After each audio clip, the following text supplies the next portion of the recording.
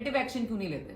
हमारा फैमिली किसान क्यों नहीं हो सकता? हम किसी इंसान के साथ अपने लेवल पे क्यों नहीं ये अनुबंध या कोलैबोरेशन कर सकते कि यार आपने मेरे लिए अनाज उगाना है, ऑर्गेनिक उगाना है, आपको कम पैदावार होगी पर मैं आपको इतना रेट देने के लिए तैयार हूँ। नमस्कार दोस्तों, मैं हूं हरगुन अरोड़ा और आज हमारे साथ जुड़ी हैं सविता कलवानिया जो कि एक बिजनेस लीडर हैं और एक किसान परिवार से हैं। तो आज हम उनसे डिस्कस करेंगे बैक टू बेसिक के बारे में। बैक टू बेसिक होने से हम अपने आप में और अपने आसपास के पर्यावरण को कैसे सही रख सकते हैं। नमस्कार सविता जी, आपका बहुत बहुत स्वागत है हमारे इस कार्यक्रम में। नमस्कार हरगुन जी। हम जानते हैं कि आप एक किसान परिवार से हैं और आपसे बेहतर तो शायद हमें बैक टू बेसिक के बारे में कोई नहीं बता पाएगा। तो आज हम जानना चाहते हैं कि आखिर ये बैक टू बेसिक कंसेप्ट है क्या? हरगुन, जैसे कि शब्दों से ही हमें पता चल रहा है बैक टू बेसिक्स मतलब कि बेसिक चीजों पे हमने वापसी करनी है। तो इसमें कोई हमें बहुत रॉकेट साइंस नहीं करना है, बड़ी चीजें नहीं करनी है। तो जो हमारे अपनी पद्धति रही है, हमारी अपनी परंपराएं रही हैं, हमारी अपनी संस्कृति रही है, तो जो हिंदुस्तानी पद्धति मैं कहूंगी कि हमारे अपने जो नियम रहे हैं बुजुर्गों के या एंसेस्टर्स के, जो हम कहते हैं कि जो चीजें पीढ़ी दर पीढ़ी हमारे यहाँ चलती आई हैं, तो उन चीजों को कहीं ना कहीं हम मॉडर्न होने के चक्कर में पीछे छोड़ते जा रहे थे। तो बैक टू बेसिक का मतलब है अपने रूट्स में वापस जाना, अपनी जड़ों पे वापस जाना। एंड जो भी हमारे अपने घरों के, हमारे अपने फैमिलीज के जो सिस्टम है, उस पे हमने कैसे वापसी करनी है। जी जी सविता जी, क्या इसी चीज को आप किसी एग्जांपल के द्वारा समझा सकते हैं हमें? बिल्कुल हरगुन, इसमें बहुत सारी चीजें, जैसे अगर हम सबसे पहले खाने की ही बात करें तो पुराने जमाने में क्या होता था कि हम मोस्टली खाना घर पर ही खाते थे, चाहे गांव हो चाहे शहर हो, है ना। बहुत कम limited, specially middle class families, बहुत लिमिटेड फैमिलीज होती थी जो रेस्टोरेंट में जाके खाना खाएं, और अगर कोई जा भी रहा होता था तो वंस इन अ वाइल, है ना। अब तो हमें ऐसे हो गया कि वीकेंड पे जाना ही जाना है। तो पहले लोग इवन शहर में भी छोटी छोटी, अगर किसी को थोड़ी सी भी स्पेस मिलती थी ना, तो वो क्यारी बना लेता था कि चलो मैं मिर्ची उगा लूं, टमाटर उगा लूं, कुछ ना कुछ मैं कर लूं। और गांव में तो ऑब्वियसली लोग अपना सब कुछ उगा ही रहे थे, है ना, कि जो ऑर्गेनिक हो, जो स्वास्थ्य के लिए अच्छा हो। तो वो धीरे धीरे हम ऑब्वियसली उसको लालच भी मैं कहूंगी कि उसको हम फर्टिलाइजर, पेस्टिसाइड्स यूज करना शुरू हो गए कि हमने उत्पादन ज्यादा करना है। तो उसमें ये सब चीजें जो है कि जो पहले सबसे पहले हो रहा था कि पहले हाथ की चक्की आपने देखा होगा कि मम्मियां पीसती थी। तो ऑब्वियसली हम उस हार्ड लाइफ में तो नहीं जा सकते हैं आज के टाइम में, वो मॉडर्न लाइफ में पॉसिबल भी नहीं है। पर जो भी बेस्ट हम कर सकते हैं कि हम कोशिश करें कि ऐसी जगह से गेहूं लें जो थोड़ा सा और बेटर हो। तो बहुत ज्यादा हमने अपना खाना पीना जो है वो वेस्टर्नाइज कर लिया है, क्योंकि हमें ऐसा लगता है कि जो भी चीज वेस्ट से आ रही है ना वो बहुत अच्छी है। बिल्कुल। जैसे योग को लोग भूल गए, लेकिन जब वो योगा बन के आया तो लोगों ने उसको अपना लिया, है ना। तो ऐसे ही हमें लगता है कि पार्टी अगर हमने देनी हो तो वो पार्टी कूल तभी है जब हम बर्गर, पिज्जा, चाउमीन मंगाएंगे। और पहले ये चीज सिर्फ शहरों को इम्पैक्ट करी थी। आज कोई आपको गांव भी ऐसा नहीं मिलेगा जहां पे इस चीज की रेडी आपको लगी हुई नहीं मिलेगी। तो गांव का बच्चा भी केक, पेस्ट्री, बर्गर, पिज्जा सब पे इंट्रोड्यूस हो चुका है। और वेस्ट जहां से ये चीजें आई हैं उसकी आंखें खुल चुकी हैं, क्योंकि वहां ओबेसिटी जो है वो बीमारी मानी जाने लगेगी। ये सिर्फ मोटापा, सिर्फ ये नहीं कि आप मोटे हो गए, मोटापा एक्चुअली में एक बीमारी है। और उस डिजीज से यूएस के इतने ज्यादा बच्चे और यंगस्टर्स प्रभावित हैं कि वो देश एक्चुअली चिंता में है, क्योंकि ओबेसिटी आपको कितनी मूवमेंट रिस्ट्रिक्ट कर देता है, आप ठीक से काम नहीं कर सकते हो, तो वो आपको प्रोफेशनली, पर्सनली अफेक्ट करता है। तो वो लोग ऐसी वीडियोस जारी कर रहे हैं और इस तरह की चीजों के बारे में बात कर रहे हैं कि आप खाना घर में बनाइए, है ना, क्योंकि पैकेज फूड का कॉन्सेप्ट तो वहीं से आया कि ठंडे देश है कि बना के अपना रख दिया। इंडिया में तो वैसा कोई प्रॉब्लम नहीं है, आप तीनों टाइम खाना बना सकते हो। आपको ऐसा नहीं कि बर्फ पड़ रही है और आपको फ्रोजन उस तरह की चीजें करनी है, रोज रोज आप किचन में खाना नहीं बना सकते हो। हमारे यहाँ तो जो वेदर कंडीशंस हैं वो इतनी अच्छी हैं कि हम 3 टाइम खाना बना ले चाहें। ठीक है, तो वो कहीं ना कहीं हमें वापस जो हमारे पेरेंट्स कर रहे थे कि होम ग्रोन फूड है, घर पे उगा रहे हैं, तो उस तरह की चीजों पे जाना मैं समझती हूँ बहुत जरूरी है। जी, कहीं ना कहीं ऐसा लगता है सविता जी कि कहीं ना कहीं कुछ पेरेंट्स की भी गलती है कि जब जैसे हुआ कि हाँ जी हम फट से गेट टुगेदर करने निकल जाते हैं, कभी बच्चों ने बोला कि हमें ये खाना है तो फट से पिज्ज़ा ऑर्डर हो गया, बर्गर ऑर्डर हो गया, फट से हमने चिप्स का पैकेट खोल दिया। मतलब वो चीज़ें तो है ही नहीं कि पेरेंट्स एफर्ट्स लगाते ही नहीं है कि कहीं किचन में हम कुछ हेल्दी बना के खिला दें, या वो चीज़ें तो कुछ नज़र ही नहीं आती हैं। आजकल का पता नहीं लाइफस्टाइल ऐसा हो गया है कि लोग अपने आप को इन चीज़ों से समझते हैं कि शायद वो सही नहीं है कि ज़्यादा किचन में घुसना।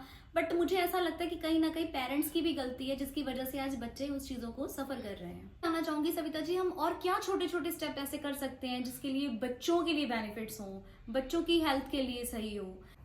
हरगुन आप सही कह रहे हो कि कहीं ना कहीं I won't blame parents, but हाँ हमने अपना लाइफस्टाइल ऐसा कर लिया है कि नोइंगली अननोइंगली कहीं ना कहीं हम उस चीज के साथ प्ले करते जा रहे हैं। तो हमें इंटरनेट के दोनों ही फायदे और नुकसान होते हैं कि क्योंकि एक सिंगल क्लिक पे किसी भी तरह का खाना किसी भी रेस्टोरेंट से आप मंगा सकते हो, तो आपको लगता है कि यार वही मंगा लो फटाफट से।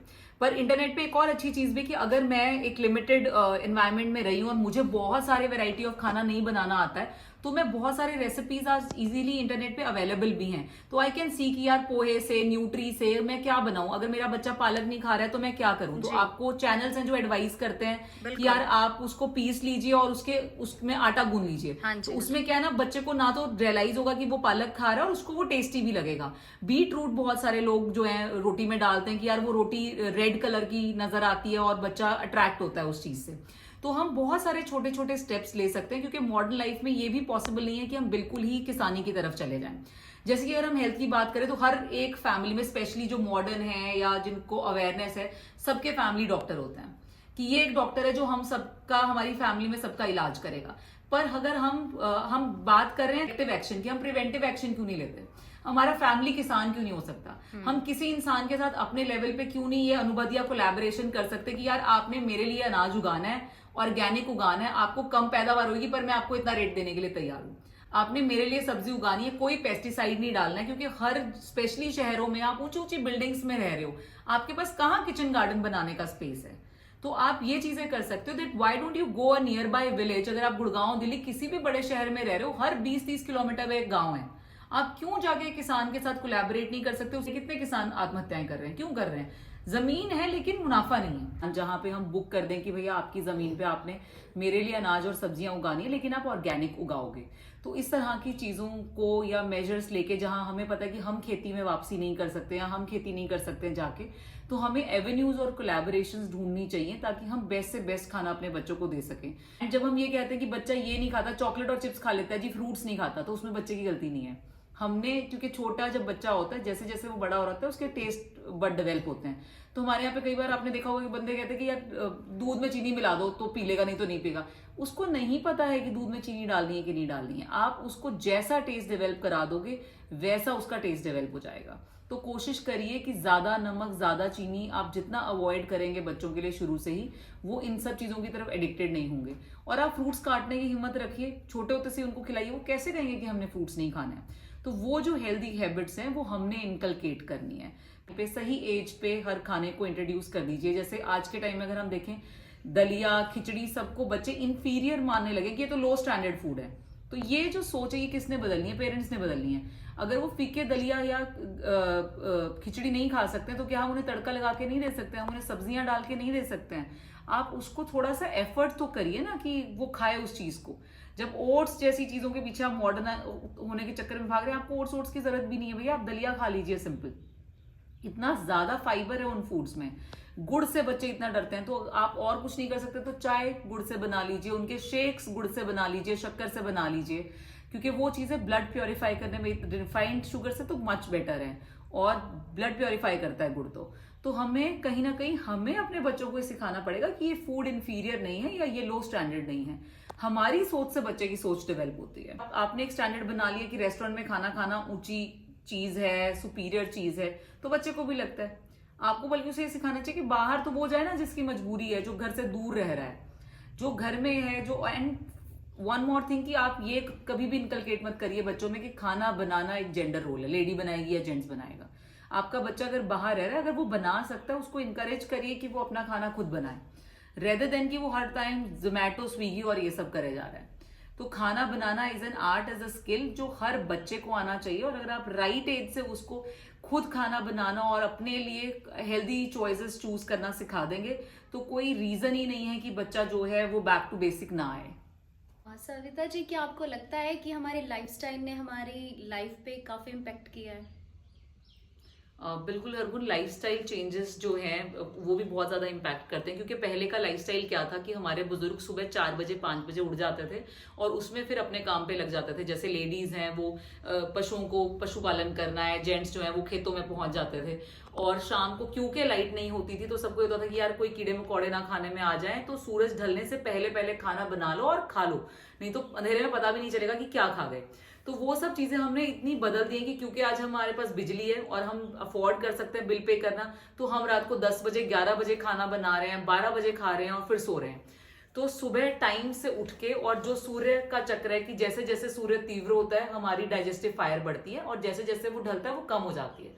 तो हल्के ब्रेकफास्ट से शुरू करिए, हैवी लंच करिए और फिर डिनर हल्का करिए, बट सूरज ढलने से पहले कोशिश करिए, या मैक्स 7 बजे तक अपना डिनर कर लीजिए।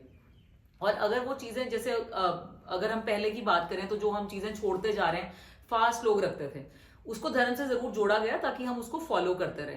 तो लोगों को क्या रहा कि नहीं यार फास्ट रखने से क्या होता है, कोई भगवान खुश नहीं होता, तो हमने फास्ट बिल्कुल छोड़ दिए। आज वेस्ट ने आपको इंटरमिटेंट फास्टिंग का फंडा दे दिया कि अगर आप सिर्फ इतने लिमिटेड घंटे खाओ और इतने लिमिटेड घंटे आप भूखे रहो तो आप हेल्दी रहोगे। तो हमारे फास्ट समय क्या बता रहे थे, यही कह रहे थे कि हफ्ते में आप 2 दिन उपवास रख लीजिए तो आपकी हेल्थ सही रहेगी। उसको धर्म से जोड़ने का एक ही कारण था कि ताकि आप उसको कंटिन्यू करें, बिकॉज रिलीजियस चीजों में हमारा बिलीव बढ़ जाता है। तो वो जो लाइफस्टाइल है कि आपको once in a while week में व्रत रखना चाहिए। पहले का लाइफस्टाइल बाय डिफॉल्ट क्या था कि औरतें घर में चक्की पीस रही हैं, कपड़े अपने हाथ से धो रही हैं, कुएं में जाके मटके से पानी लेके आ रही हैं, पशुओं का चारा सर पे उठा के लेके आ रही हैं। आज आपका वो लाइफस्टाइल बिल्कुल चेंज हो चुका है। बट आप ये समझिए कि फिर आपको कहा जाता है कि एट अ सर्टेन एज अगर आप 35 प्लस हो गए तो वेट ट्रेनिंग शुरू करिए। तो पानी का मटका लेके आने में हमें इंफीरियर लग रहा था कि यार बेचारी औरतों को कितना मजलूम हमने बना रखा है कि उनको पानी उठा के लाना पड़ता है सर पे। आज आप कहते हो कि वेट ट्रेनिंग की जरूरत है। तो ठीक है, हम वापस शायद कुओं पर और पनघट पे नहीं जा सकते हैं, बट कोशिश करिए जितना मैक्सिमम काम हम अपने हाथ से कर सकें, चाहे वो गार्डनिंग हो, अपने घर में हमने मेड का हाथ बटा दिया, अगर आपको लग रहा है कि नहीं मेड मैंने रखनी ही है तो एटलीस्ट उसको हेल्प करिए। बिल्कुल ऐसे राजाओं की तरह बैठ जाए कि नहीं वो अपने आप सब करेगी। जहां आप अपने शरीर को एक्टिव रख सकते हैं, जिस भी एक्टिविटी में, अगर आप एक सहूलियत आपको मिल गई है कि आपको मेड्स अवेलेबल है, तो आपका जो टाइम बच गया उसको वैल्यू एडिशन में लगाइए।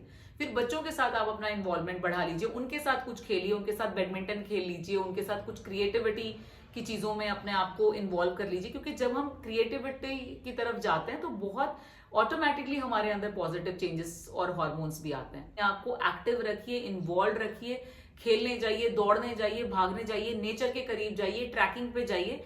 अपना जो लाइफस्टाइल बिल्कुल आपने बंद कमरों और बंद कॉर्पोरेट्स में कर लिया है, उससे आपको कहीं ना कहीं बाहर निकलना, चाहे छोटे छोटे स्टेप्स लें। में कोशिश करिए कि सुबह जल्दी उठें, क्योंकि शाम में शायद ऑफिस कितने बजे वापस आना आपके हाथ में ना हो। बट अगर आप मॉर्निंग में टाइम से उठ के थोड़ा सा भी टाइम अपने आप को और अपने बच्चों को दे देंगे, तो इतने छोटे छोटे चेंजेस से भी you can improve your life to a much better extent. हाँ जी सविता जी, बिल्कुल सही कहा आपने। आपकी बातें वाकई सुनने लायक थी और इसके ऊपर गौर भी करना बहुत ज़रूरी है।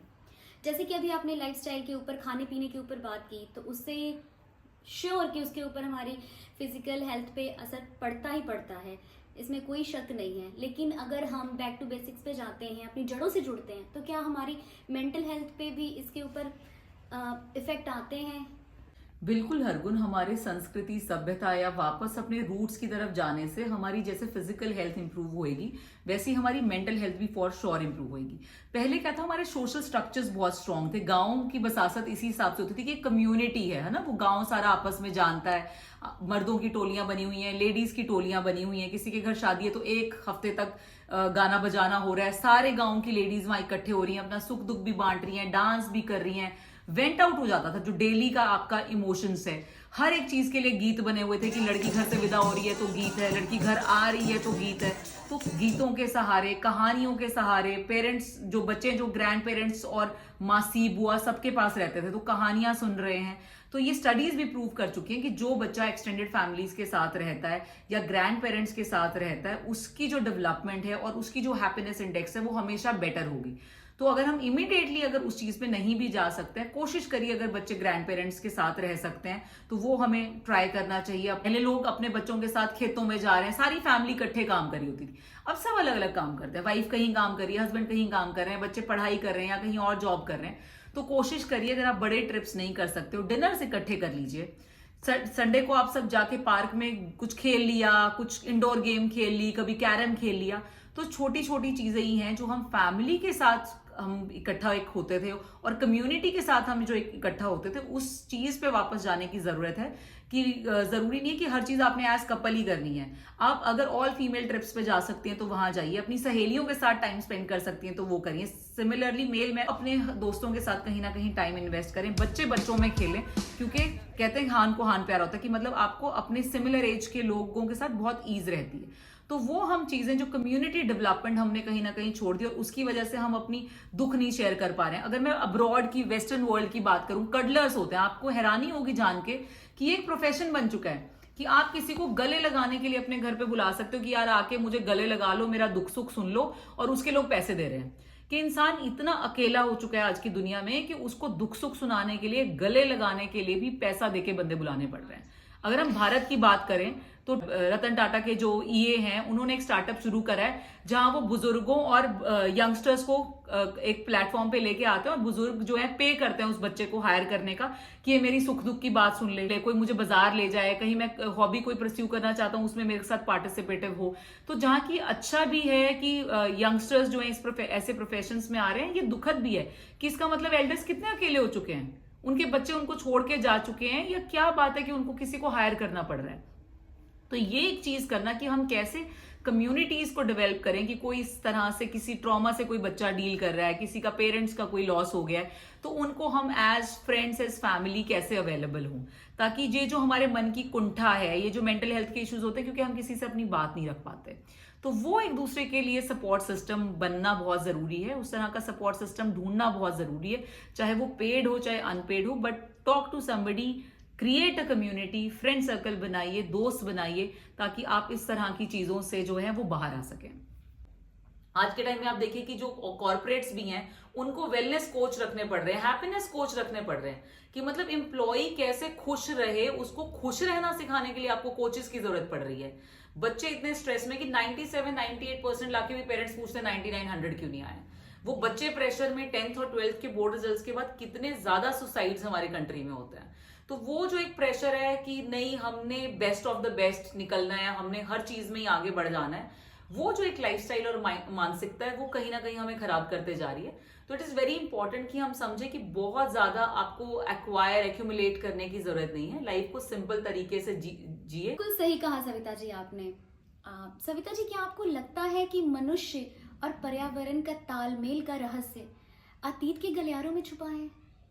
बिल्कुल हरगुन, अगर हम पहले की बात करें तो मनुष्य और प्रकृति जो है वो हमेशा साथ साथ रहे हैं, और आज के टाइम में हम जरूर ये देख रहे हैं कि कितनी तरह की आपदाएं प्राकृतिक आ रही हैं, जस्ट बिकॉज कि हम वो तालमेल कहीं ना कहीं खराब करते जा रहे हैं। बहुत छोटी छोटी चीजें, घर के किचन से भी अगर हम शुरू करें तो माँ पहली रोटी गाय की निकालती थी और आखिरी रोटी कुत्ते की निकालती थी। वो आपको बताने के लिए ये नहीं था कि आप ये नहीं करोगे तो धर्म आपको या भगवान आपको कोई नुकसान कर देगा। ये आपके अंदर एक सकारात्मकता और बेजुबान की भी जुबान समझने की एक क्षमता डेवलप करी जाती थी कि आपने प्रकृति के साथ, दूसरे जीवों के साथ किस तरह से तालमेल मिला के चलना है। चींटी को आटा डालना है या कौवे को रोटी डालनी है तो उसको धर्म के साथ सिर्फ इसलिए रिलेट किया गया ताकि आप उसको माने और उसको कर लें, पर उसका असली रीजन यही है कि मनुष्य और प्रकृति को जो है वो हैंड इन हैंड चलना बहुत ज्यादा जरूरी है। पहले अगर आप देखें कि जो रास्ते हैं, सड़क के किनारे भी पेड़ लगे होते थे, कि आम इंसान सोचता था नहीं यार यहाँ से राहगीर ने चलना है, क्योंकि पहले तो मोटर गाड़ियां भी नहीं थी कि पैदल कोई जाएगा तो अगर सीधी धूप पड़ती है तो परेशान होगा। तो आप अनजान लोगों की सेवा के लिए भी प्याऊ लगा रहे थे। आप कोई जानवर निकलेगा, आप होद बना देते थे कि इसमें पानी, कोई जानवर यहाँ से निकले तो पी ले। आप चिड़ियाओं के लिए छोटे छोटे वो रख देते थे कि इसमें ढक्कन में पानी डाल के रख दिया। तो वो सारी चीजें आपको इसलिए सिखाई जाती थी ताकि आपका और प्रकृति का जो है तालमेल वो कहीं ना कहीं बना रहे। जी बिल्कुल सही सविता जी। सविता जी, जो इन चीज़ों के लिए हम क्या और कर सकते हैं, क्या छोटे छोटे कदम उठा सकते हैं जिससे हम अपनी प्रकृति के साथ जुड़ सकें? हरगुन, सबसे पहले तो एक बहुत ही ओवर यूज बट स्टिल बहुत ऐप जो चीज है पेड़ लगाना, कि पेड़ सिर्फ लगाने नहीं है, उसकी देखभाल भी करनी है। हम इंश्योर करें कि वो पेड़ जो है बड़े भी हो रहे हैं, तो चाहे हम ऑफिस में लगा सकते हैं, अगर घर पे लगा सकते हैं, कहीं जाके आप कहीं और सेवा कर सकते हैं, तो वो सब चीजें जरूर करिए। एंड खाने का आप लंगर लगा रहे हैं उसकी जगह पे आप जो है पेड़ बांटने का लंगर भी लगा सकते हैं। किसी का बर्थडे है तो उसको कोशिश करिए कि आप पौधा ही गिफ्ट करें, किसी की एनिवर्सरी है तो आप पौधा गिफ्ट करिए। दूसरा, एसीज का इस्तेमाल कम करिए, क्योंकि जो इंसान अंदर बैठा है उसको तो बहुत मजे आ रहे हैं, लेकिन जितने ज्यादा एसीज बढ़ते जा रहे हैं बाहर के एनवायरमेंट का तापमान उतना बढ़ता जा रहा है, तो जो लोग अफोर्ड नहीं कर सकते उनके लिए तो गर्मी और ज्यादा बढ़ते जा रही है। तो कोशिश करें कि एसी अगर हम चला रहे हैं तो कम टाइम के लिए चला लें, घर में 2 चला रहे हैं तो 1 कैसे चला सकते हैं, यहाँ की चीजें हम कुछ ना कुछ करें। अगर ऑफिस जा रहे हैं तो कार पूलिंग कर लें, एनवायरमेंट को नुकसान ना करें, कार्बन फुटप्रिंटिंग ना बढ़ाएं। जहां आप ट्रेन से जा सकते हैं वहां प्लेन से जाना अवॉइड करिए, क्योंकि प्लेन का बहुत मल्टीफोल्ड जो है कार्बन फुटप्रिंटिंग होता है। उसके अलावा अगर राहगीर हैं कोई, उनके लिए प्याऊ बनाइए, जानवरों के लिए प्याऊ बनाइए। अगर कोई बीमार जानवर है उसकी सेवा करिए, किसी तरह से उसको डॉक्टर के दिखा दीजिए, उसको चारा डाल दीजिए। तो ये छोटी छोटी चीजें जिसके साथ हम प्रकृति के और करीब आ सकते हैं। अगर आप घूमने जा रहे हैं, जैसे अभी बहुत लोग वेकेशंस पे जाएंगे, आप पहाड़ों में जा रहे हैं, समंदर पे जा रहे हैं, तो उसको प्लास्टिक का भर के ना आए, कम से कम प्रकृति को नुकसान करिए। अपनी जो चीजें आप कांच की बोतल कैरी कर सकते हो तो वो करिए। ये नहीं है कि आपने यूज एंड थ्रो वाली बोतल ली और कहीं पे भी आप फेंक के चले आते हैं। तो रीयूजेबल जो वाटर बॉटल्स हैं वो उनका इस्तेमाल करने की कोशिश करिए। जैसे अगर हम बचपन में अगर हम याद करें तो हमारी माँ दादी जो है वो हमें कहती थी इस दिन सर नहीं धोना, इस दिन कपड़े नहीं धोने। तो समझिए वो आपको धर्म के नाम पे डरा नहीं रही थी। एक्चुअली में ये चीजों के बहुत साइंटिफिक रीजन है कि ये चीजें लिमिट करके कहीं ना कहीं वो हमारा पानी का यूज लिमिट कर रहे हैं, कि रोज रोज हम सर धोने बैठ जाएंगे तो कितना पानी वेस्ट कर रहे हैं, रोज रोज हम कपड़े धो रहे हैं तो हम कितना पानी वेस्ट कर रहे हैं। तो ये जो सारी चीजें हैं वो इसीलिए की जाती हैं ताकि हम बहुत ज्यादा प्रकृति के जो है वो करीब चले जाएं। एनवायरमेंट को भी थोड़ा सा रेस्ट दें। ये नहीं कि आप बिजली अफोर्ड कर सकते तो अननेसेसरी सारे घर की लाइट बल्ब जला के बैठे होगी, मैं इस तरह की लाइट भी लगा दूं, वो भी लगा दूं, झूमर भी लगा दूं। मिनिमल यूज करिए बिजली का, ताकि इन्वायरमेंट पे जो है उसका वो एडवर्स इफेक्ट ना आए। चीजों में जैसे आप प्लास्टिक बैग्स जितने कम यूज कर सकते हैं वो करिए। घर से झोला लेके चले जाएंगे तो आपकी इज्जत में कोई कमी नहीं आ जाएगी मंडी में। इतना हम फैशनेबल हो गए हैं कि हम जो है इस तरह की चीजें, कि झोला उठा के जाएंगे तो हमारी बड़ी बेइज्जती हो जाएगी। तो इन सब चीजों से इंफीरियरिटी कॉम्प्लेक्स जो अननेसेसरी के हमने अपने ऊपर लाद दिए हैं उनसे अपने आप को बचाइए। जितना ज्यादा आप रीयूजेबल चीजों का इस्तेमाल कर सकते हैं उन चीजों का इस्तेमाल करने की कोशिश करिए। फैंटास्टिक सविता जी, आपने बहुत अच्छी बातें समझाई हमें, इसमें कोई शक नहीं, ये चीज़ें हम अडॉप्ट कर सकते हैं। प्लीज़ सविता जी, क्या हमारे दर्शकों के लिए आप एक बार इन चीज़ों को समराइज कर सकते हैं? बिल्कुल हरगुन, अगर हम समराइज करने की बात करें तो हमें बैक टू बेसिकली 4 चीजों पे चले जाना चाहिए।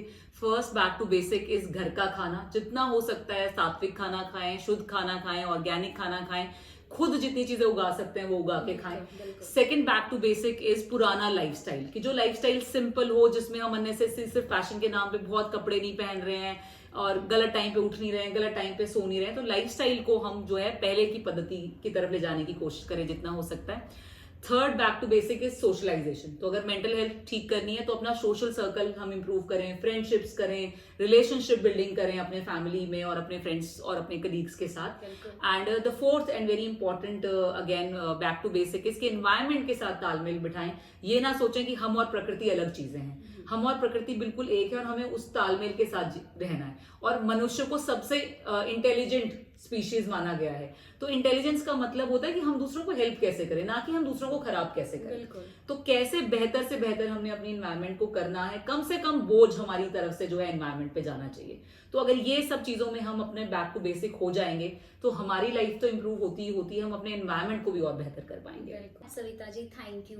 आपकी जो बातें लगी हमें सुनने में, समझने में बहुत अच्छी थी, और मेरे हिसाब से ये हमारे व्यूअर्स भी जो देख रहे होंगे उन्हें भी बहुत कुछ सुनने और समझने को मिला होगा।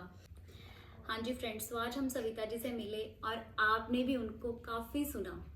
इन छोटी छोटी चीज़ों को अगर हम अपनी लाइफ में मेंटेन कर लें तो हमारी लाइफ काफ़ी अच्छी हो सकती है और हम काफ़ी अपनी जड़ों के साथ जुड़ सकते हैं। So thank you so much friends, bye bye.